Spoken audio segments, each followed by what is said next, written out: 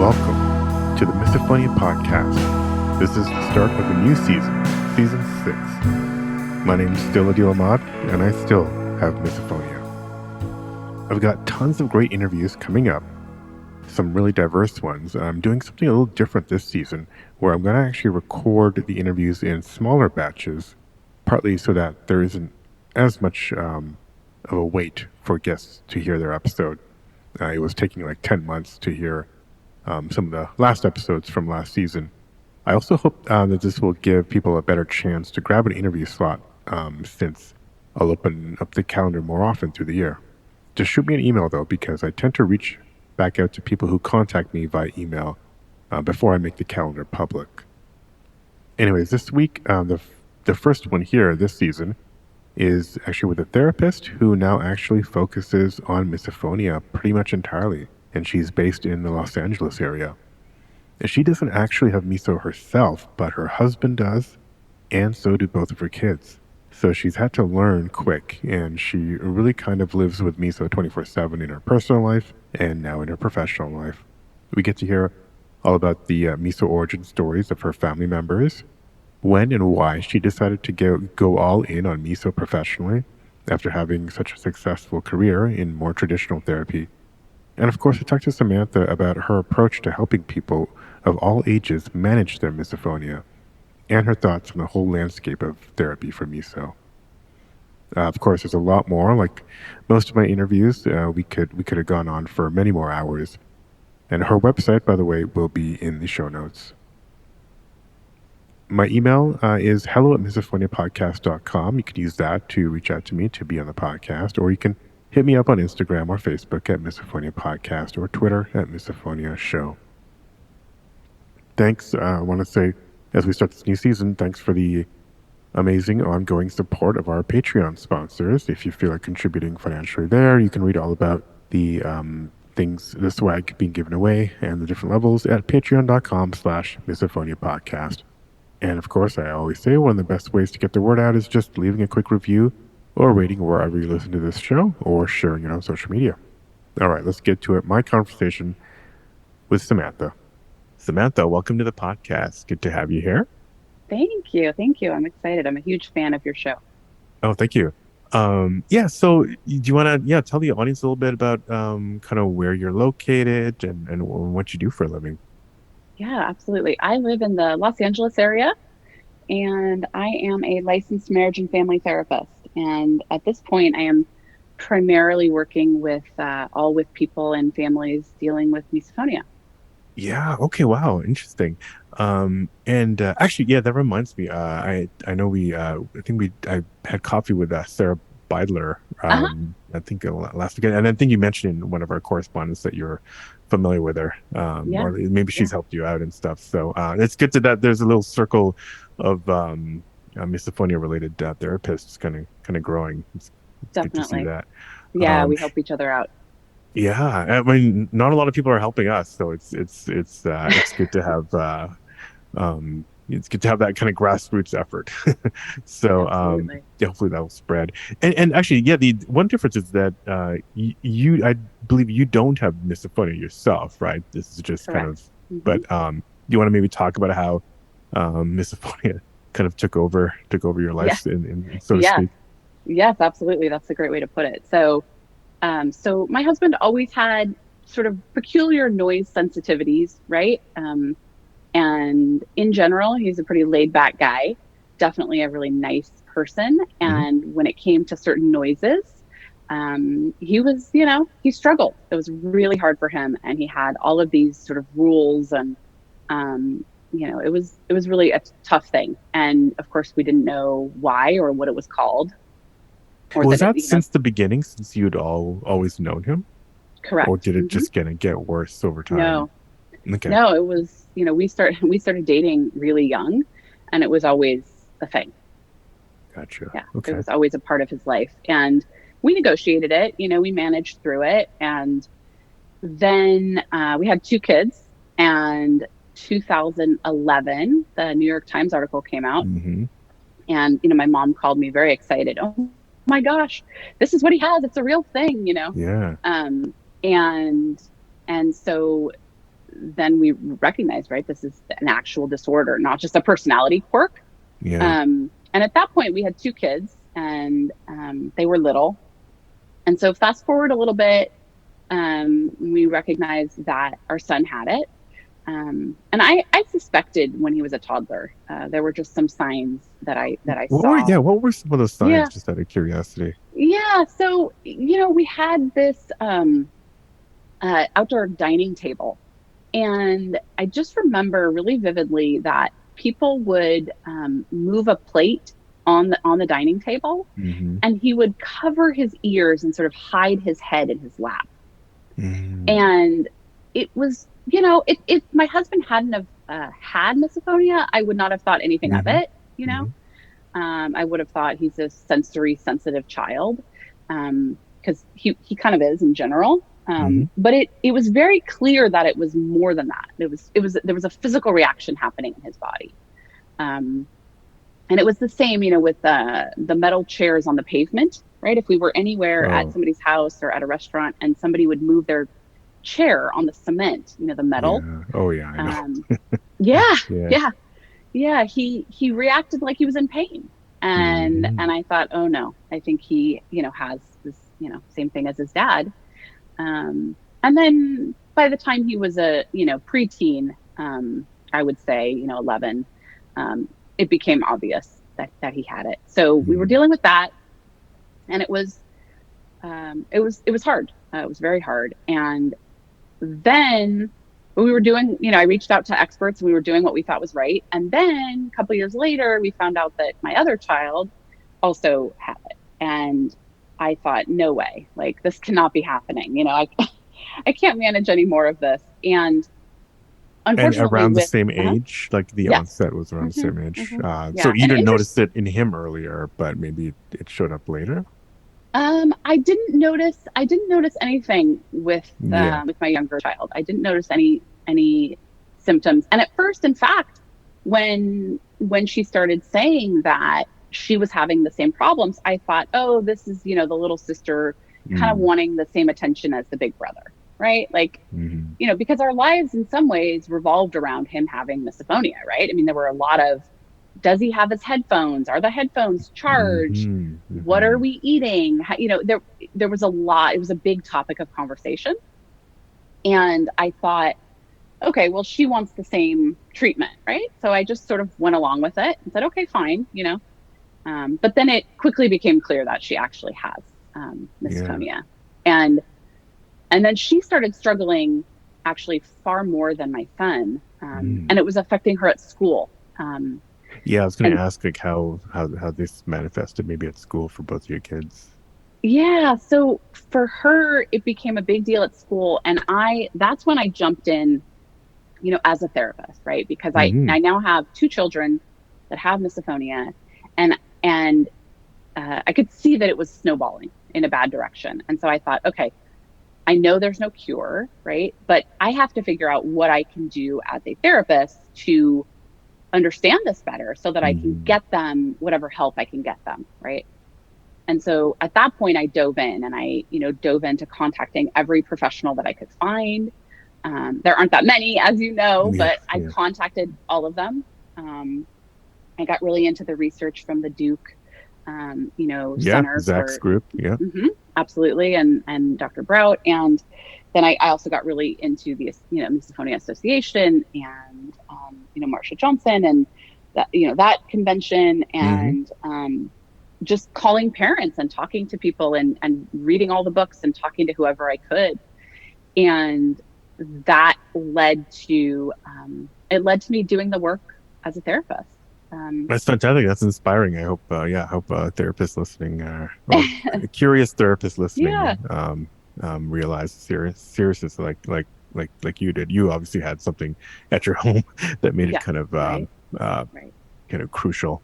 But I'm curious how you're. We'll get all to all that. Sorry, as you probably have heard from podcasts, I kind of jump around, but I wanted to. Okay. I wanted to also remember how.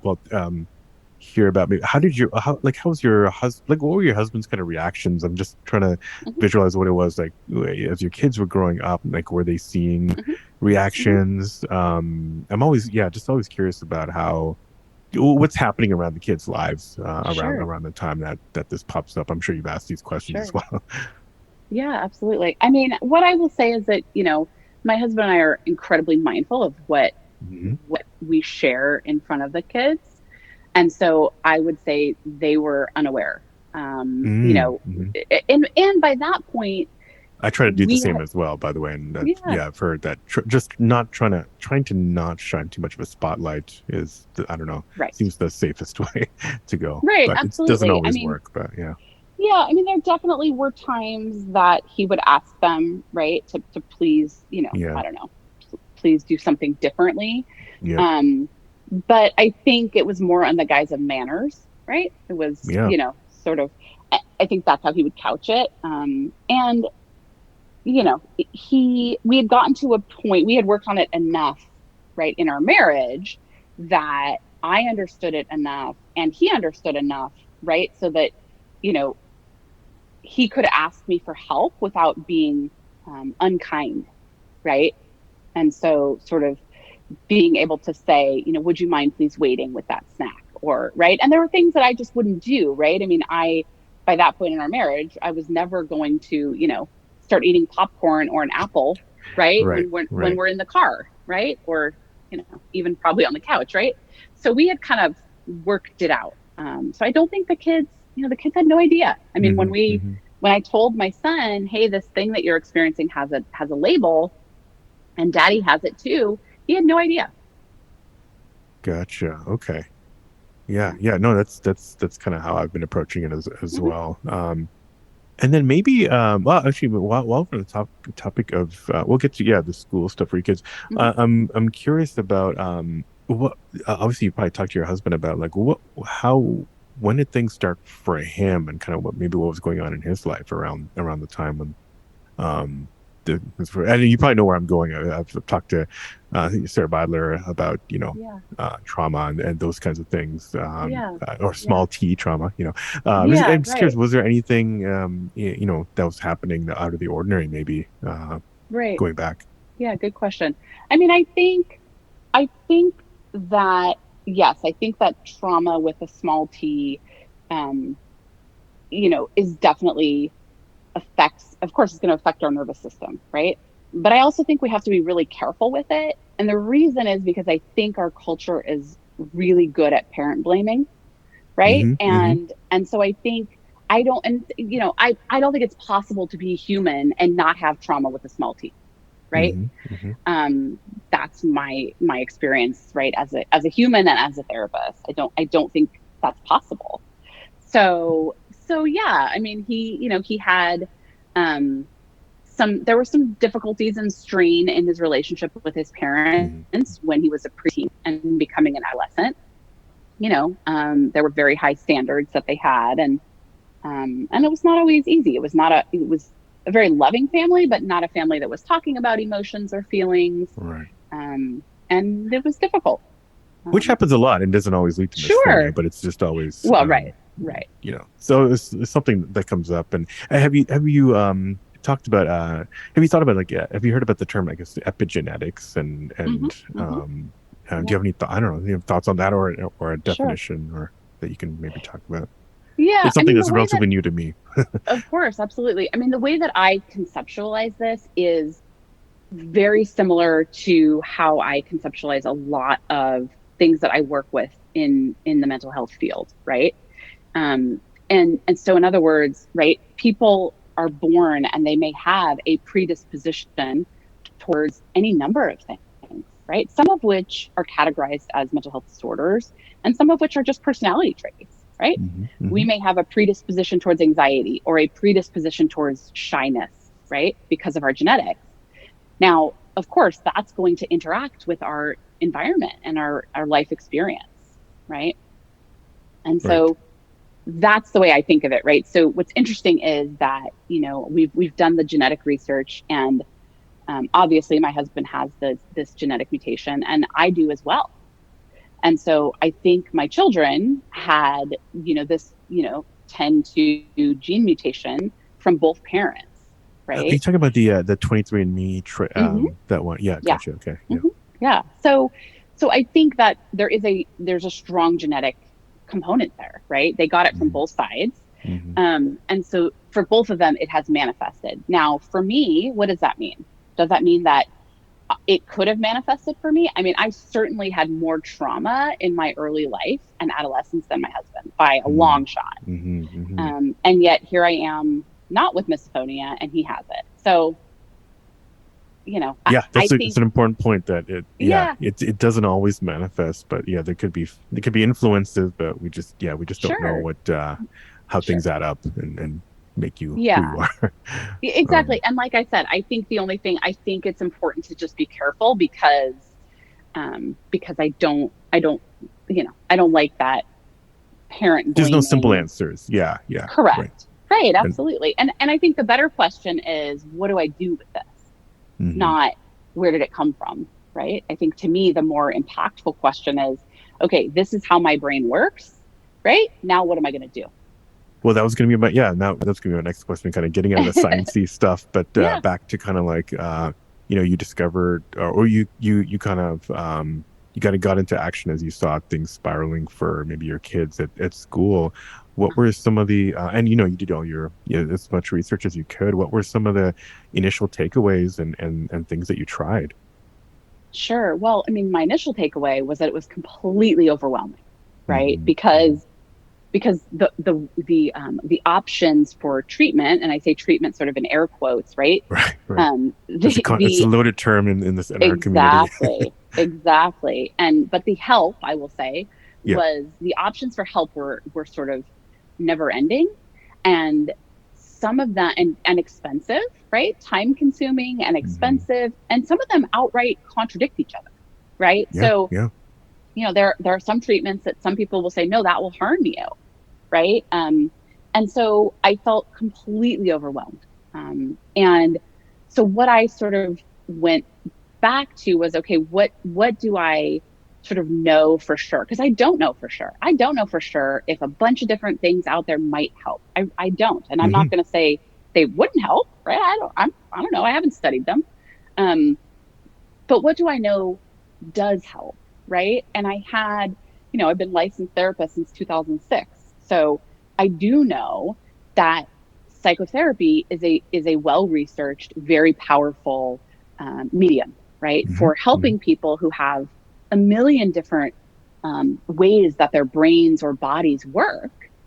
And then they come into therapy and we figure out, how do I live my best life, right? Hmm. How do I find more peace, right? With the circumstances that I have, whatever those are. And so that was sort of the approach that I took. Um, Yeah, yeah. And did you try to specifically maybe at school? Did you try to talk to some of the staff there, or was it more just working with the kids directly on how to how to navigate as best they could on their own? yeah, so this was a little bit sticky, right? Because I can't do therapy for my own kids. And I really wanted to, right? Hmm. And Hmm. and I can't. So that's a delicate balance. Yeah. So for both of my kids, I offer things, right? Like I say, hey, I'm trying this with some kids at work, or Hmm. I read this article and this has been really helpful. And to the extent that they are interested and open, they do accept that, and it's helpful for them. One far more than the other, which is age Yeah. appropriate, right? Yeah. Yeah. Because I'm their mom. Um, but I did find somebody to do some treatment with one of my kids.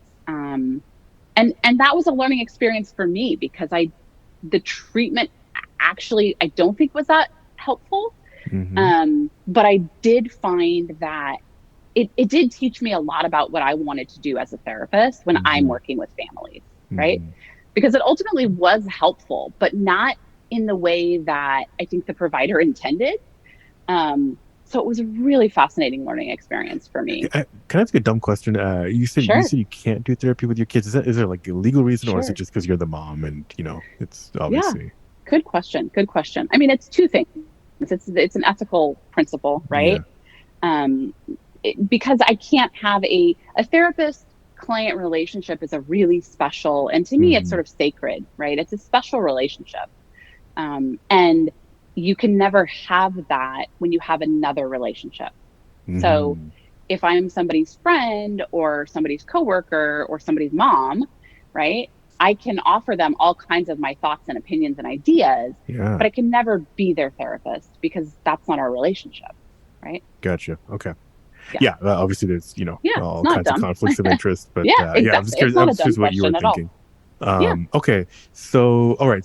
But yeah. But so this is where you start to get now, like even apart from reading and talking to people, now you're seeing kind of like firsthand experience. But at the time you were still doing your day job, the Correct. regular Mm-hmm. therapy. Mm-hmm. Mm-hmm. Um, yeah, I'm curious, kind of like how did that evolve? Like how quickly that evolved into you being like, I need to do this like full time. Right. Yeah. Yeah. Yeah. Good question. So I had been hired back in 2013. I was hired to start a child and adolescent behavioral health department, so psychiatry department Ah, for a major healthcare firm on the West Coast. And so I was hired by them, and I worked there and started this pediatrics department.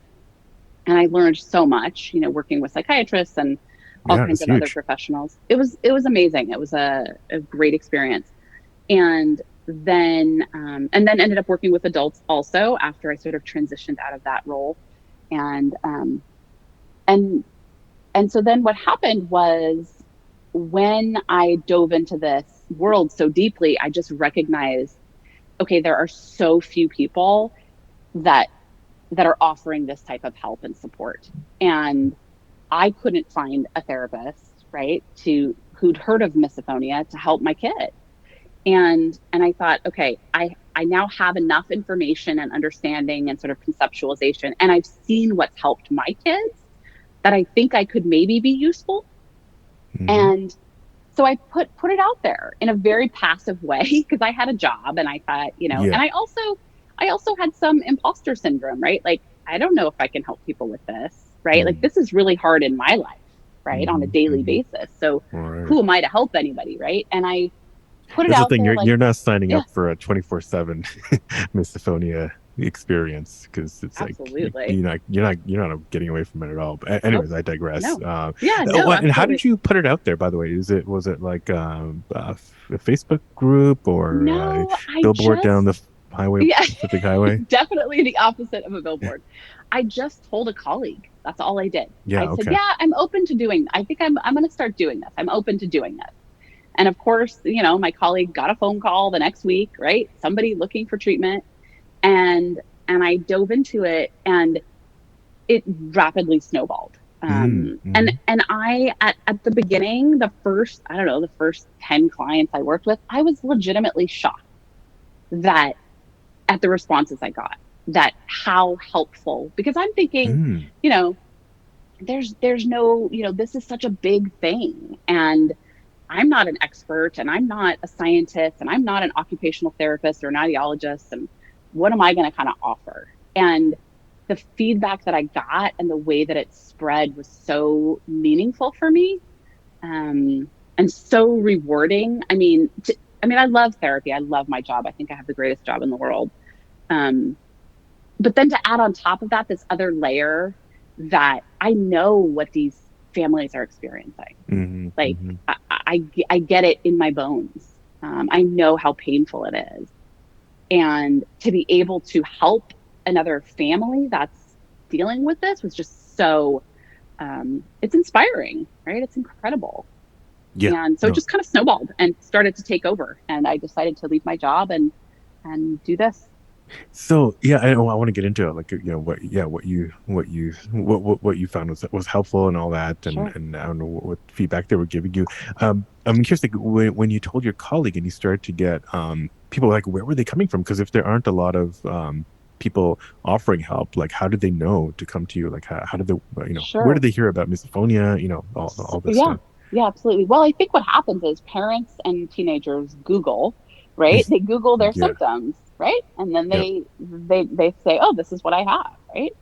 Um, I think so. What happened was the very first client that I worked with, posted on a Facebook group, Mm-hmm. and um, and I think I got 10 messages from that, and then more parents posted, and then more parents posted, and it's literally just Yeah. been a snowball. I mean, Yeah. I had one post not that long ago, and I had eight. I told somebody, I said, I think I got 12, people messaging me yesterday about this Facebook post, and I put them all in a spreadsheet so I could get back to everybody, and it was Mm-hmm. 18, Mm-hmm. Mm-hmm. right? Yeah. And Yeah. my goal ultimately is to be able to help other therapists do this work, because obviously with that level of interest, I can't see all these people, right?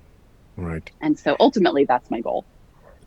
Yeah, no, that's yeah, I totally agree. And it's interesting that I mean, do you see I mean, do you see more misophonia specific therapists being out there, or do you want like more general therapists to learn about misophonia, or like do you kind of see 5, 10 years down the road like where Yeah, this yeah, could be? I'm just curious because I'm yeah, sure a lot of therapists might, oh, I don't know, I don't know what they're thinking, that they might think this is just probably I can deal with it. It's like anxiety or something, sure, it's not a sure. unique thing. Right. Yeah, I'm just curious kind of where you see the landscape for Yeah, misophonia that's a good therapy kind question. of going. Yeah, that's a good question. I mean, I don't know that for most therapists don't specialize in one thing.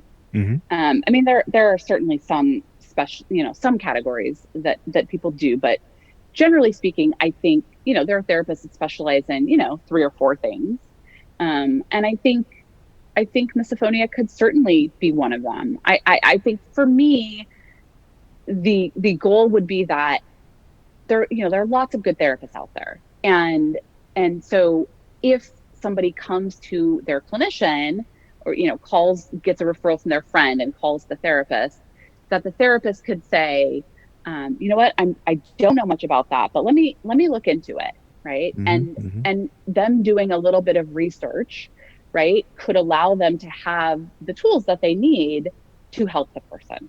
Hmm. Hmm. And then after that clinician does it one time, then they know how to do it, Hmm. right? Then they would have the familiarity and the tools. Um, and I see it sort of spreading in that way. Yeah, yeah. And when you talk to other general therapists, are you starting to see like a turn where they're more are starting to take it seriously, or is it you know, folks like you and Sarah who are having to kind of Right, like right. take it all on your shoulders? Hmm.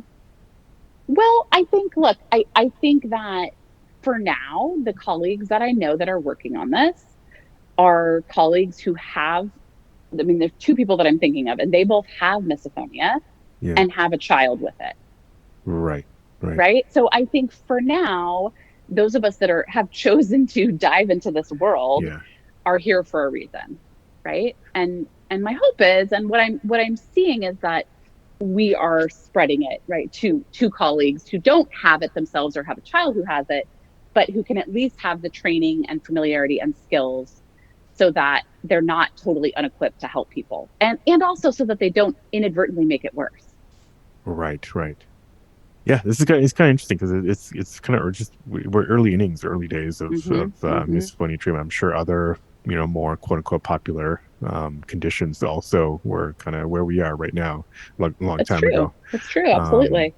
so maybe let's get into I don't know some of your some of the kind of maybe the your opinions on some of the therapies that you Sure. Sure. provided, like what's in a general level. Obviously, Yeah. this is not a therapy session, but like Right. yeah, what do you feel like's kind of worked? What patterns have you seen?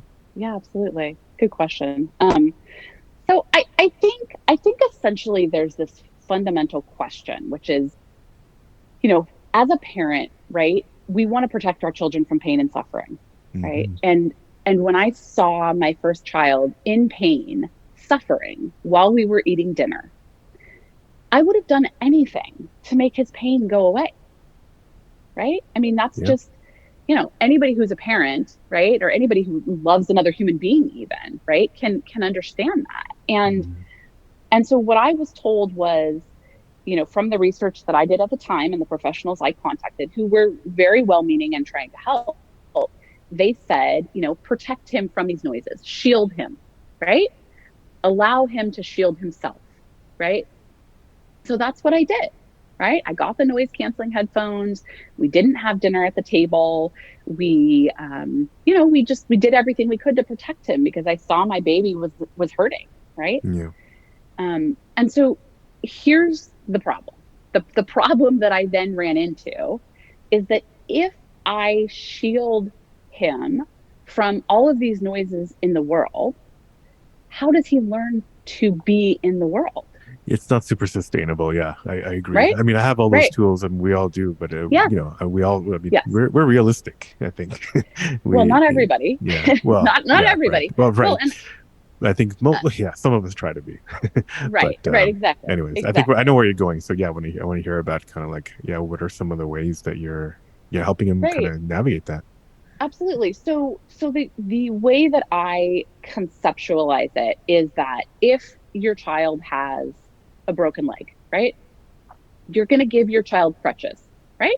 Mm-hmm. They're in pain, they're suffering, and they need assistance, right? So you're going to give them crutches, right? Okay, that makes sense.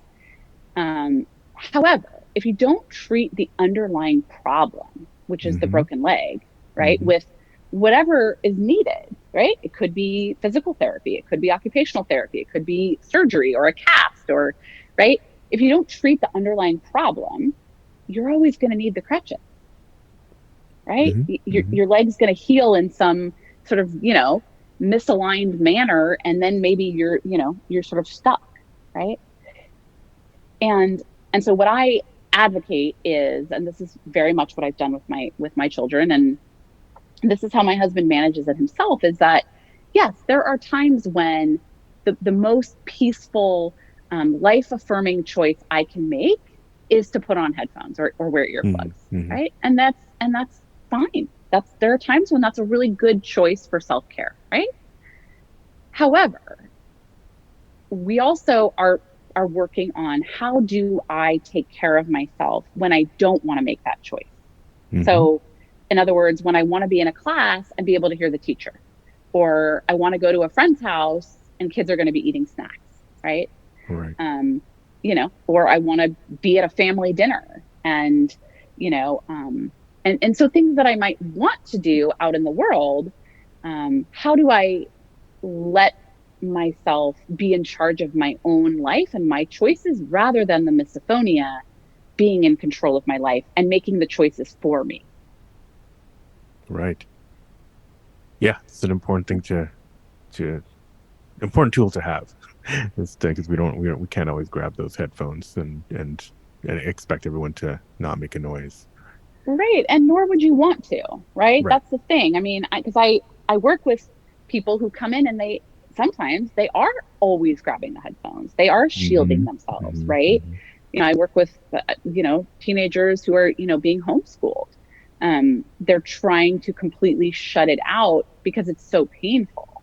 Mm-hmm. And I certainly understand that. I mean, I get it, but I have not met anybody who says, yes, that's how I want to live my life, right? Right. That I'm happy and content with this. I mean, if they are, that's great, right? I don't, I got no problem with that. Mm-hmm. Mm-hmm. But if they're coming to me, it's because they're not happy and content with it, right? And they Right. don't want their life to be small because of misophonia, right? Gotcha. So then we look at, okay, how do we, address sort of the underlying issue, right? Which is this body reaction, this body response. How do we address that so that I can live in the world? Mm-hmm. Mm-hmm. And are some of these yeah, because this gets into I'm assuming kind of theories about the nervous system. Hmm. Hmm. How what are some of the how do we kick that nervous system back into shape? Yeah, absolutely. Good question. So I think the basic approach is learning how to, right? So first of all, understanding the brain science and what's happening, right? Yeah. So people, really understanding, right, this fight or flight center of the brain, right, that's there to keep us alive, right, and that most of the time is doing a good job, and that sometimes gets false alarms, right. Mm-hmm. And the way I think about it is that misophonia, for whatever reason, right, the brains of people with misophonia, their fire alarm sort of goes off as if there is an immediate, right, life-threatening danger to these noises, which are not a threat, Yeah. right? And so I think really understanding what's happening then allows us to figure out how we're going to move forward with that, right? So I think, and there's two different components. There's a cognitive component, and then there's a physical component. Because in the moment, right, the misophonia reaction that happens in the body is obviously not in anybody's control, right? I mean, I wish it were. We could make Right. it go away, and it's not. So then, okay, so that happens without your control, without your consent. Then what do we do with it? So some people can access their cognition and use that to sort of override the system, right? Mm-hmm. And activate the parasympathetic nervous system. And some people need a physical response first, and then they can, once they've activated the parasympathetic nervous system, then they can use that to sort of come back into a healthy space. So, so there are a variety of things, right, that that we do that are ways to give a message to the brain that we are safe. And does Because this involve like uh, having something to squeeze me? I don't. I'm not thinking like a stress ball. I'm just yeah, I'm just yeah, curious. Are there yeah, physical tools that are not headphones that can be used to kind of help train, or are right. there also things like I've mentioned on the podcast, which about things like when you enter a situation, just pre-training or pre-thinking about like Hmm. this situation is temporary in terms of like Sure. I'll be out of here soon, so Hmm. maybe Hmm. try to like what's um, basically think ahead and just tell yourself that you're not in danger before Right. there's a potential Right. of danger. Are these some of the things we're talking about, or am I just putting words No, where it no, should no, be? no, no, no. I love what you just said about, thinking about ahead of time. That very much goes along with the cognitive strategies, Yeah. um, which I can elaborate on with for the physical, right? So the way I think about this is if you have a baby, right, or an animal that you can't communicate with in language, right? Hmm. We have to figure out, how do we communicate without language? Why? Because when your brain is in that fight, flight, or freeze, right, amygdala zone, the fire alarm's going off. Um, Yeah, like there's I not a lot said, of time, so that's why yeah, yeah, I'm curious. it, What could you possibly exactly, do? exactly, and so for some people, doing the physical response in that moment is what allows them to have enough space to then employ their cognitive faculties. So if you think about, right, a baby, right, what are the things we might do with a baby, right? The first thing that we do is we wrap them up tight, right? We Mm, swaddle them up hmm. tight, right? Hmm. We Hmm. apply, gentle but firm pressure, right? Why? For whatever the reasons, the brain mechanisms are that sort of pressure can send a message to the brain that we're safe, like we're secure, right? We're okay. And so I like to teach people things that they can do with, no device, right? Nothing, Hmm. nothing Hmm. needed, so that it's always with you, right? So one of those things is just really firm hand pressure, right? Putting your palms together or on your legs. Ah. Yeah, I've And heard that. I think it's at the mhm, convention, but just hugging, almost like hugging yourself or squeezing your arms or yeah, something. exactly. Exactly. And I mean, if you just try it, right? And you Hmm. do it like 3 or 4 times. So you press really, really, really hard, count to 5, and then release. And then Yeah. pause for a minute and then do it again, right? Your nervous system will feel different, right? It has an effect. It changes what's going on with that chemistry, right? And we have to remember, Hmm. when the fight or flight is activated, right? Adrenaline, cortisol, and norepinephrine are being dumped on your brain. Yeah. And right. And I think of it like, those, if you're at a water park or a splash pad and there are those buckets that they fill with water, drip, drip, drip. And then all of a sudden they reach a point where they're too full and they tip forward and the whole bucket Y- comes pouring out, Yeah. Yeah. right? That's how I think of those brain chemicals, right? Gotcha. Um, And if you think about being in a misophonia moment, all of a sudden your brain is being flooded with those chemicals and hormones, right? Right. Right. And so there's something about that pressure on the body that can, just give us enough of a break that the brain can start to recognize, okay, I'm going to be okay, right? Gotcha. Um, Can I link sure. that to something? And I know we talked about small T trauma, but I'm just fascinated by the Hmm. topic, and doesn't Sure. necessarily need Me to be too. related. But when you said when I first saw that the idea of holding yourself, Uh-huh. I just couldn't help thinking about if for some people this is related to the lack of maybe they needed some comfort or some kind of resolution to something that they experienced at a younger age. Is this maybe a way to kind of like compensate for yeah, maybe that's the wrong word, but compensate for that, or give yourself that feeling of safety where maybe you didn't experience that when you were younger.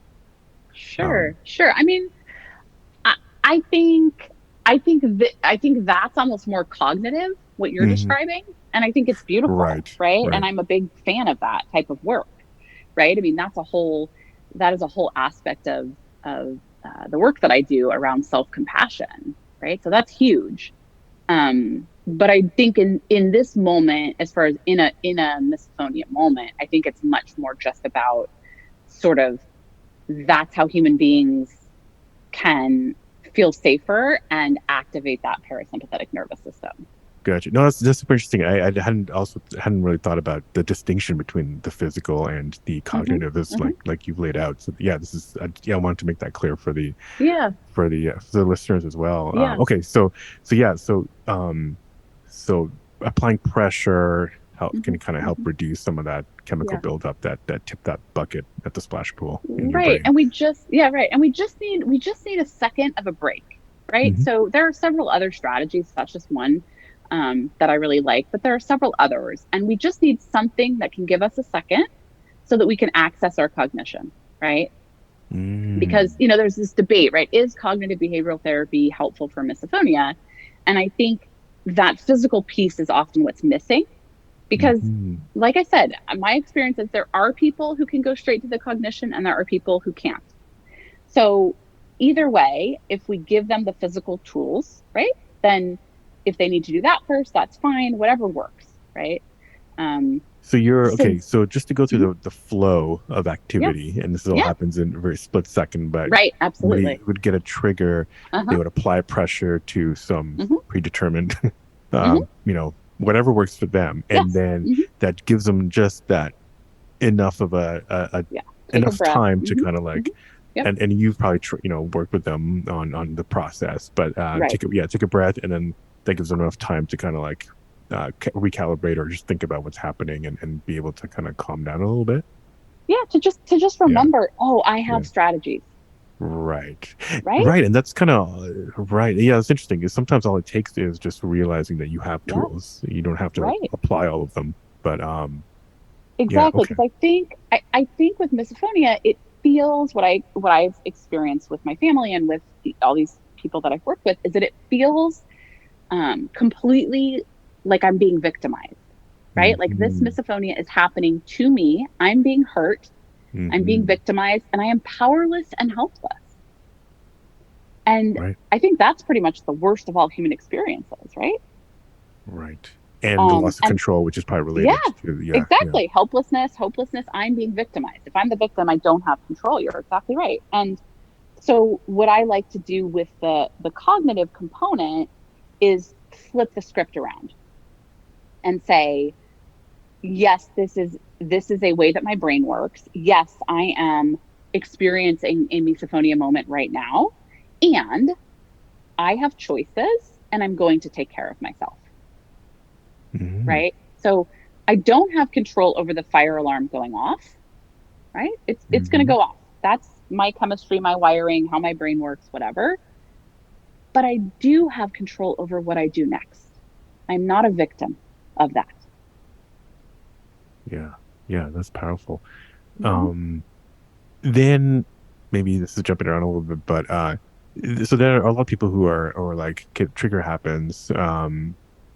obviously they don't use these tools, but then some of us can't get the trigger out of out of our heads. Uh-huh. Like it feels Sure. like it kind of is like Right. It it's follows on you. loop basically, Hmm. Yeah, right. absolutely. So, Absolutely. does this obviously not, maybe not all the time, but does this help that, or does that still come separately from this, and you have other tools to deal with that Right. recovery period? Yeah, well, I think that the answer is that the reason that it's looping, right, is because you're still in fight, flight, or freeze. You're still the Mm, fire alarm's still going off. And so I think that that's a great example of a time when you could use the cognitive to say, okay, right, I have choices. I'm going to take care of myself, and what I'm going to do right now is X, Y, or Z. And those would probably be physical things, right? To right. because on some level, right, so the body is in panic because it believes you're in danger, and so we have to do something with the body to help it get the message and really believe I am safe. Yeah. Right, so and there are a variety, right, there's a progressive muscle relaxation, which I teach people.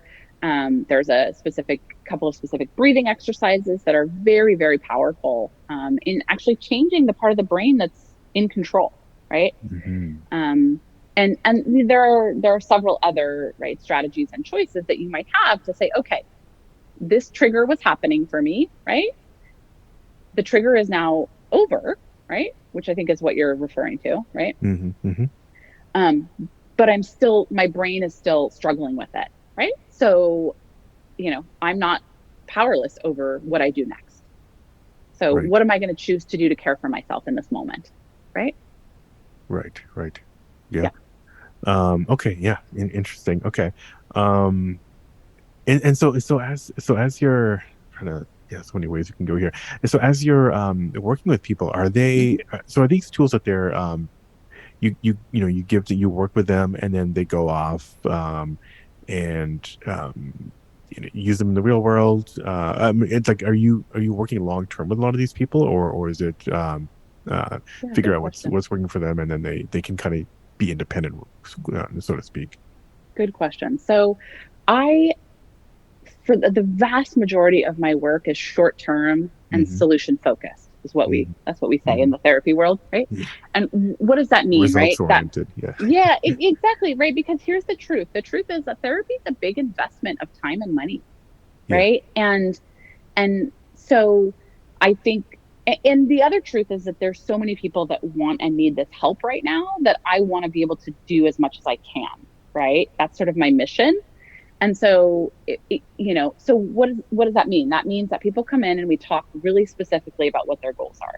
So right, Mm. so I want to know what their goal is, right? So is their goal to be, to not feel Make everyone shut panicked? up. No, just kidding. But Right, yes. exactly. Exactly. End all of these space noises forever. Right.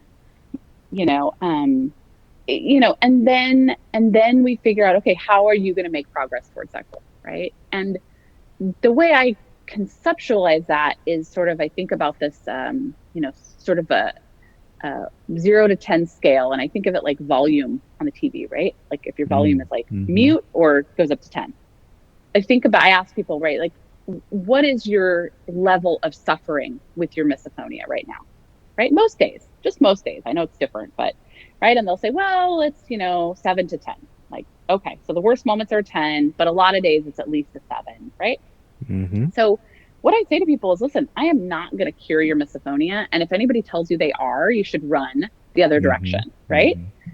However, what I have found in my experience is that we can learn enough things and practice enough strategies that we can turn the volume down. So maybe it's like a 3 to 6, Hmm. right? And Yeah, so that that's you're just huge. living in, yeah, it's huge. And you're living in a different zone, right? Right.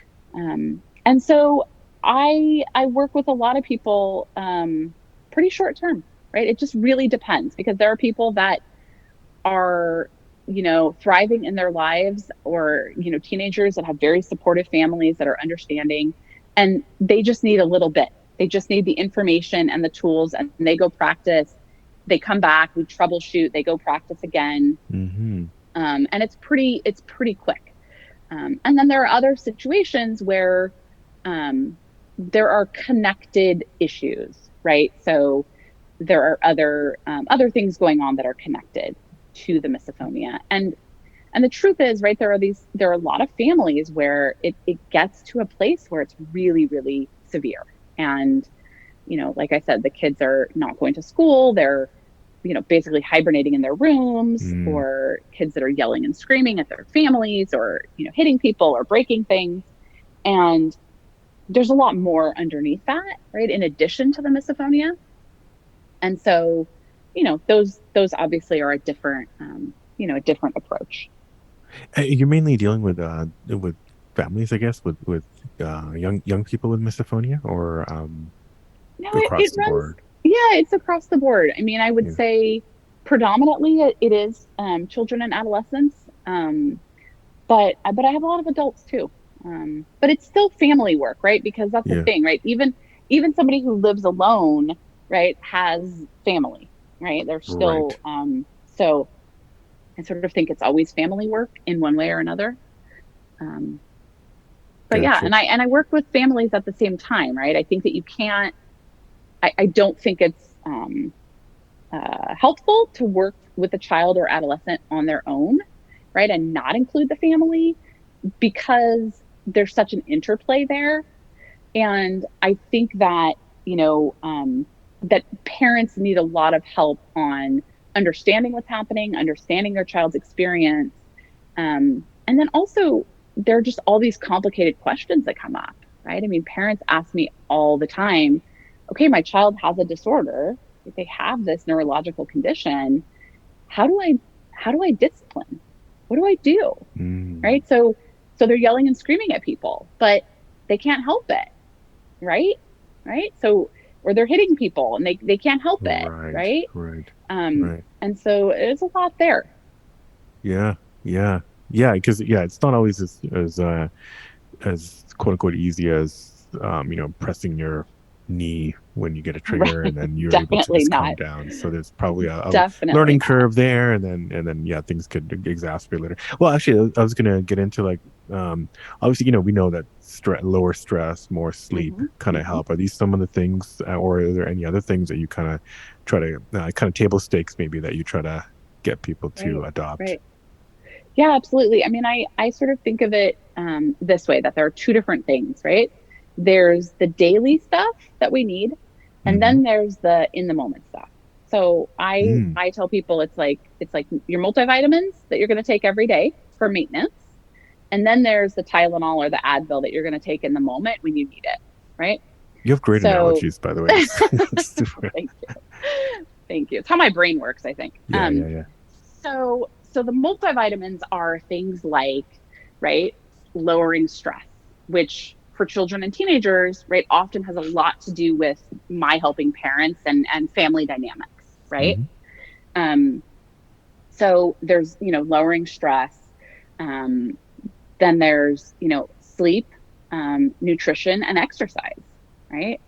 Um, and those are not easy, right? Like none of those categories are easy, right? Like, Yeah, oh, I could yeah. just sleep more and eat better, and it's not easy. But I think those are the daily things. And I also think, there are other things. There's, journal writing, there's meditating, there's, Mm. progressive muscle relaxation. Again, Hmm. I highly recommend to everybody, um, on a daily basis to just give that nervous system a little bit of a break. Yeah, Um, and then, like I said, then there's the in the moment stuff too. right. Interesting. Okay, okay. Yeah, but I think, Uh, this comes up all the time. Sorry, I interrupted you. This comes up all the time in families, right? So if there's underlying tension, and like family life is hard, right? It just is. And parenting is hard. And if there's underlying tension, right, in parent relationships with their child, or between children, or between adults, right? If there's underlying stress and tension and difficulty, um, that has to be addressed also, because it is definitely, I always say it is not causing the misophonia for sure, but it's also not helping. no, that's making it worse in most Exactly. situations. If it's not causing Exactly. it, it's gonna at some point make it worse, or in some situations. Exactly. Hmm. Um, Let's talk about maybe I don't know. You're probably reading research that's happening, whether Sure. it's brain or therapy. Anything interesting coming up, or any questions that you feel like directions that you feel like maybe researchers listening to this show might want to focus on. Gosh, interesting question. I mean, I think obviously, I think that getting down to the the root of this, right? So understanding the motor basis, right, for Mm, misophonia, and right how that sort of mimicry part of the brain, right, the role that that plays, I think is fascinating and probably really really important um, for where we're going to go with treatment. hmm Um, and I think we're all waiting for Dr. Kumar to come up with his right, latest exactly, best-selling exactly. misophonia research. So, anyways, yeah. Yeah, exactly. No, I think, for me, I think what interests me um, is just how do we help people manage with what they're dealing with, right? Because like I said, as Mm, a therapist, people come into me with every right relationship and or physical problem that you can imagine. And and in the end, they're asking for, right, how do I suffer less and how do I live my life better? So I think to me that's the really I mean there's two different parts, right? There's what is causing this, and then what if anything can be done about it, right? yep, yep. Um, but that feels to me sort of big and pie in the sky, right? Um, Yeah, the research is not going to get us anything right. tangible probably for a It, while. it So it doesn't yeah, feel like it. right. So then my head goes to okay, then what do we do, right? How do we manage this? Because I think parents are I think the internet has played a huge role in this, as with so many things. Yeah, And so parents are Googling their kids' symptoms much earlier and finding the term misophonia. Thank goodness they're finding it. Um, but then what, right? Are And you finding any you're probably dealing with a lot of supportive parents, but you're also maybe dealing with maybe parents who are like, oh, my kid's Googling too much and they're just making hmm this up. hmm hmm And do you ever come across that? And how do you deal with that kind of the yeah, doubts and that kind yeah, of good reaction? question. Good question. I mean, there's two things, right? The one thing that I deal with all the time consistently is parents who say, before we knew what this was, we were, horrible. And they feel so guilty because, Mm, like most people would, right? They felt like their brush it child off was, and yeah, their child was yeah. being manipulative and Hmm. difficult, right? And they'll say things to me like, well, we saw that, she could have cupcakes with her friends at the birthday party and she was fine. But then when we were eating at home, she was rude to everybody. Right. So, they thought, like I think most people do, that it was just a control thing and their child being really frustrating and rude, right? Quite frankly. And so there's a tremendous amount of guilt, right? That, I told my child to, suck it up, and I yelled at them, or I got mad at them, or I Yeah, sent them to their yeah. room. So there's a lot of guilt. And then there are parents like you're describing. I mean, the truth is that most parents are not going to seek out therapy if they don't Yeah, right. believe that there's an issue. But what I do get is where one parent is calling me and asking for help, and the other parent isn't on board, Yeah, yeah. right? And as far as how I deal with that, I try to share the Just research, ignore one of right? them and then no, just kidding. But Yeah, exactly. Just tell one of them not to join us. No, yeah, that's the parent you need to work with the most, right, right? right, right. And so I try to, I send them all the relevant articles and the research, because if you contacted 100 different therapists, you could get 100 different opinions. So I would rather give people research, right? Yeah. Like, here's what the research tells us, um, and then I also tell them that you know oftentimes this is the dynamic. The dynamic is that the parent who thinks that the misophonia is the child being dramatic or manipulative is frustrated with the other parent because they see that the other parent is letting the child behave, quote Mm, unquote, however they want. And Mm-hmm. so that parent will say to me, okay, fine, maybe, if this is a real thing, like you're telling me, right?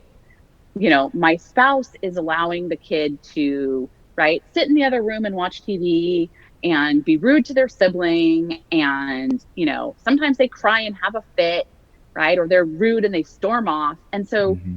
that parent is feeling like if we concede that misophonia is a real condition that is affecting our child, what does that mean? That means then that we don't parent, right? Or that we don't have any sort of rules for, kindness and respect. And so once I can have that conversation with them and reassure them that that is not at all my approach, Yeah, right? it's not quite that binary. And yeah, Correct. Correct. But until they get help, it feels that way right, right. because the one spouse is often saying it's misophonia. This child can't help it. They're in pain, right? Um, and then the other parent's trying to pull back in the other direction, right? So once I can have that conversation with that parent about the fact that the child, yes, it's real. Yes, this is a thing your child is struggling with that is not their fault and not in their control. However, once we get them some treatment and some tools and some strategies, and parents are on board, then we absolutely do have expectations for behavior, right? Because, like I said, I say this to parents all the time, your child is not responsible for that body reaction that they have, Mm-hmm. Mm-hmm. right? That might include a really dirty look, right? Um, However, we're going to give them enough tools and strategies and support so that they can take care of themselves and make choices so that it's not then okay to turn around and hit your sister, right? Right, right. Right. And then once they hear that, they're usually on board. No, that's a great way to put it. And I hope that Mm-hmm. I hope a lot of people hear that. I promise we'll wind down a little bit. Sure. Although we can, I'm I could sure, talk keep about going this forever forever. with you. Yeah, like Yeah. we said, you're doing this 24/7. I don't. Yeah, there's few people that I've met that are doing that. So A, that's amazing. But one thing a that colleague of did, mine, oh, yeah, sorry, a colleague of mine said to me, they should make a documentary about your family. And I laughed and I said, that's not nice. Like, that's not a nice thing to say. Nobody wants to have a family where there yeah, needs to be a documentary made about them. So, there was something, yeah, when you were talking that I kind of wanted to talk about as well was just that idea of you know, yeah, like a friend going to a friend's house having a cupcake, but then the same uh-huh, thing uh-huh, being yeah. triggered by the parents, like Hmm. for those situations where that kind of physical side, like how do you explain the fact that if okay Sure. if there's this physical component, then why is it only Uh-huh, affecting uh-huh, one yeah. source? Good question. So this is the way I describe it, right? So imagine yourself um, at the end of a really long, hard day, right? You're tired, you're hungry for dinner, you had a rough day, something went wrong, you didn't sleep well the night before, okay? And you pick up your phone and you get an email with bad news, right? Mm, Something else has gone wrong, okay? And imagine that feeling at that particular moment on that day, right? Okay, so leave that for a second.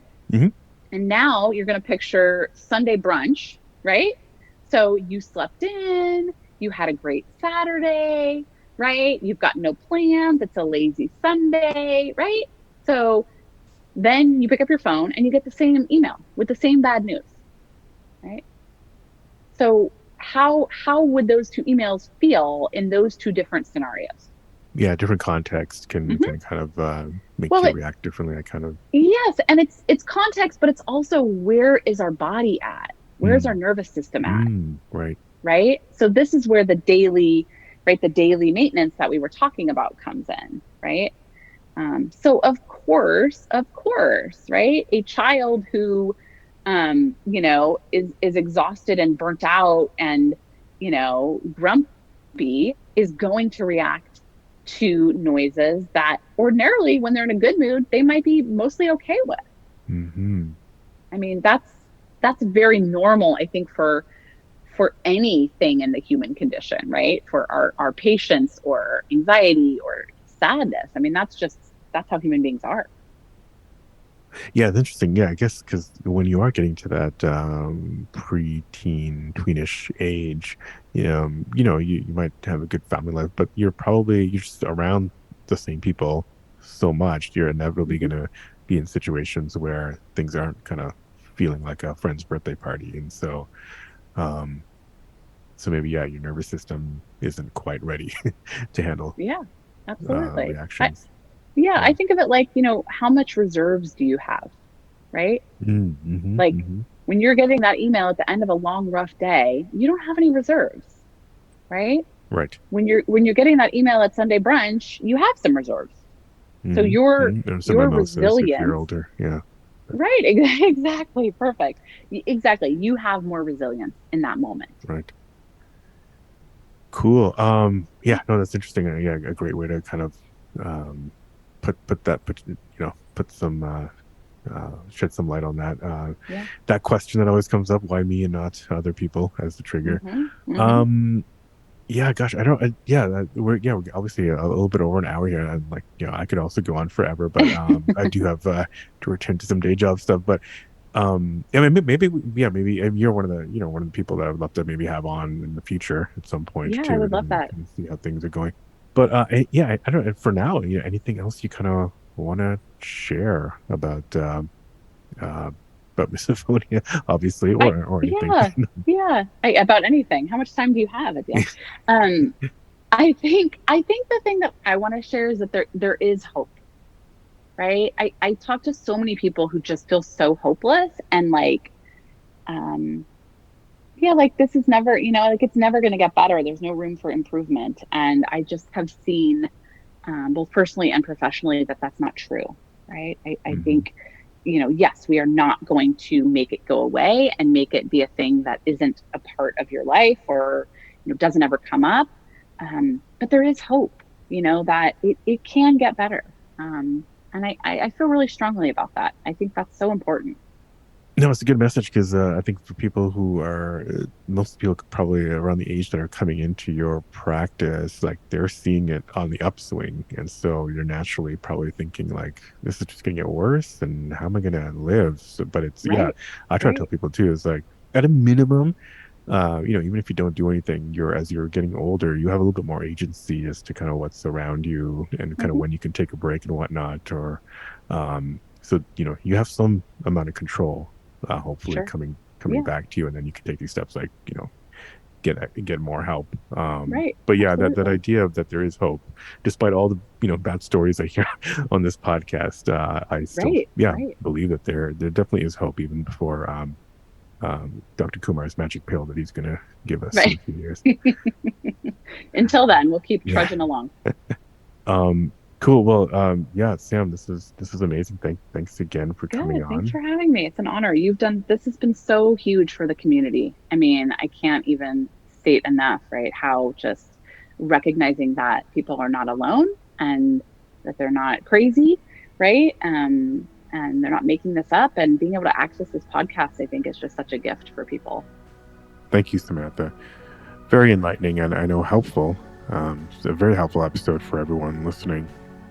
Don't forget Samantha's website is in the show notes if you'd like more info. If you liked this episode, don't forget to leave a quick review or just hit the 5 stars wherever you listen to this podcast. You can hit me up by email at hello@misophoniapodcast.com or go to the website misophoniapodcast.com. It's easiest to send a message on Instagram at Misophonia Podcast. You can follow there or Facebook. And on Twitter, you can find me at Misophonia Show.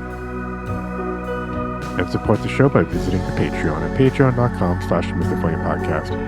The music, as always, is by Moby. And until next week, wishing you peace and quiet.